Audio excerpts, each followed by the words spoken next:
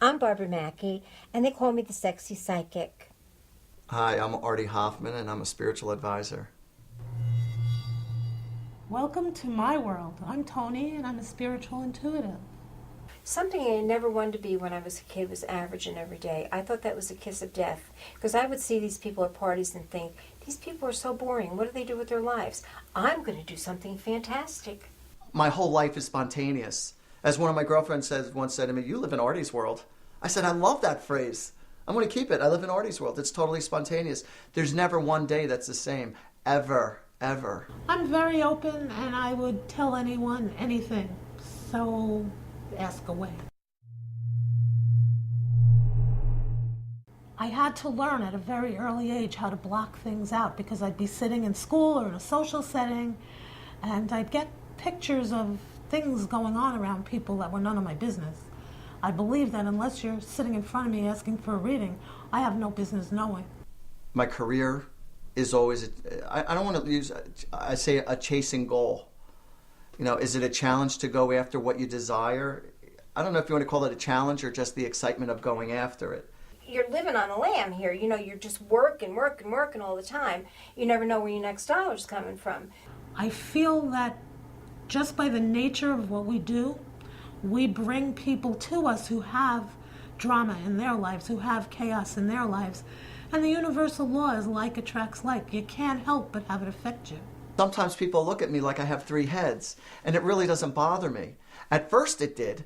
You usually have crummy relationships with your family. They disown you. You've had violent relationships with your boyfriends usually. The list goes on and on. So if you can't fill out a form saying that you've been through all this, the fires of hell, you cannot be a psychic. I was in turbulent relationships. I'm going to kill them. They're going to kill me. I mean, I don't have energy to kill anybody anymore. I used to have the energy to run after them with a knife, you know. Those were the good old days. My marriage started to fall apart about 10 years into it. And I decided that I had to be myself. That part of the reason the marriage wasn't working is because I changed and left who I was behind. I was married 2 times, all right, and both of them lasted 10 years. That seems to be my run, 10 years, and then you're gone. I don't have a love in my life right now. I'm not looking for one, but if one wants to come on my path, I'm open for it.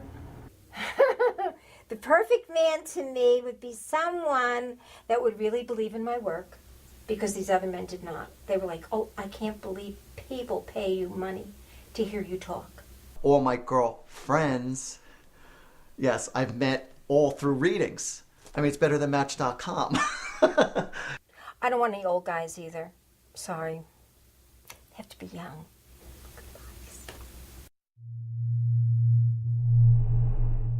You name it, I've done it, you know, to try to make it. Anything then go back into the real world. I wanted to stay in this world and help people. I have people that come to me in very emotional states for healing sessions, and that's all part of it.